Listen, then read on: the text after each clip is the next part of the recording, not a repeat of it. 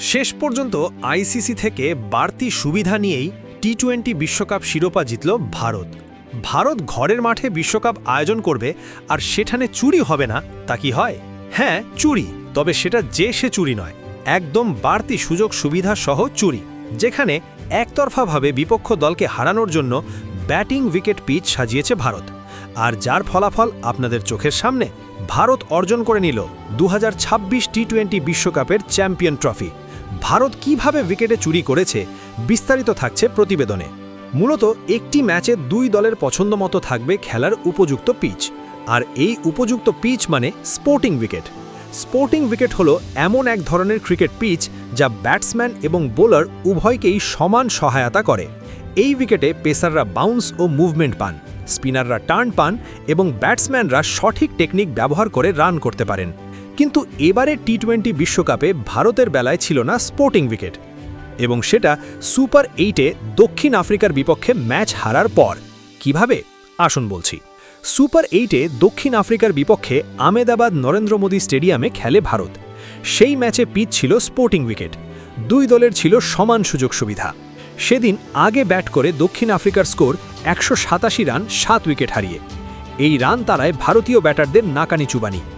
111 রানেই all out হয় সূর্যকুমার যাদবের দল। ঠিক এরপরই ভারতের বিশ্বকাপে টিকে থাকা অনিশ্চিত হয়ে যায় এবং পরিবর্তন হয়ে যায় ভারতের সুপার 8-এর পরবর্তী ম্যাচের পিচগুলো। কেননা স্পোর্টিং উইকেট হলেই ভারত নাস্তানাবুদ হয় প্রতিপক্ষের কাছে। সুপার 8-এ আফ্রিকার বিপক্ষে হারার আগেও এই আহমেদাবাদ মাঠে গ্রুপ পর্ব নেদারল্যান্ডসের বিপক্ষে খেলে ভারত। তখনও হয়েছে হাড্ডাহাড্ডি ম্যাচ। ভারত আগে ব্যাটিং করে রান করে 20 ওভারে 193 রান 6 উইকেট হারিয়ে। সেই রান তাড়ায় জবাবে নেদারল্যান্ডস করে 20 ওভারে 176 রান 7 উইকেট হারিয়ে। ভারত ম্যাচ জিতে নেয় 17 রানে। এমন লড়াই এবং সুপার 8-এ দক্ষিণ আফ্রিকার বিপক্ষে হারার পর সুপার 8-এ ওয়েস্ট ইন্ডিজের বিপক্ষে ভারত কলকাতার ইডেন গার্ডেনে পিচে বাড়তি সুবিধা নিয়ে ইন্ডিজের 195 রানের টার্গেট চেস করে ফেলে ভারত। এরপর সেমিফাইনালে ইংল্যান্ডের বিপক্ষে মুম্বাইয়ে স্টেডিয়ামও নিজেদের পছন্দের একই উইকেট সাজিয়ে 20 ওভারে 255 রানের পাহাড় সম রান স্কোরবোর্ডে যুক্ত করে ভারত এবং ম্যাচটি জিতে নেয়। আর সেই একই কাজ করেছে নিউজিল্যান্ডের বিপক্ষে ফাইনালে। ভারত কোনো স্পোর্টিং উইকেটে পিচ তৈরি করেনি।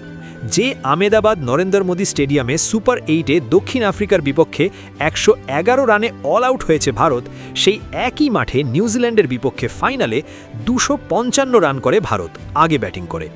অপরদিকে বিশাল রান তাড়ায় নিউজিল্যান্ডের স্কোর 159 রানে অল আউট, যা অবিশ্বাস্য রকমের সন্দেহের। দিন শেষে ভারত টি-20 বিশ্বকাপ জেতার জন্য নিজেদের পছন্দের উইকেট সাজিয়ে দূর দেশ থেকে ফাইনাল খেলতে আসা নিউজিল্যান্ডকে বোকা বানিয়েছে এবং হারিয়েছে গলির ক্রিকেটের একতরফা ম্যাচের মতো।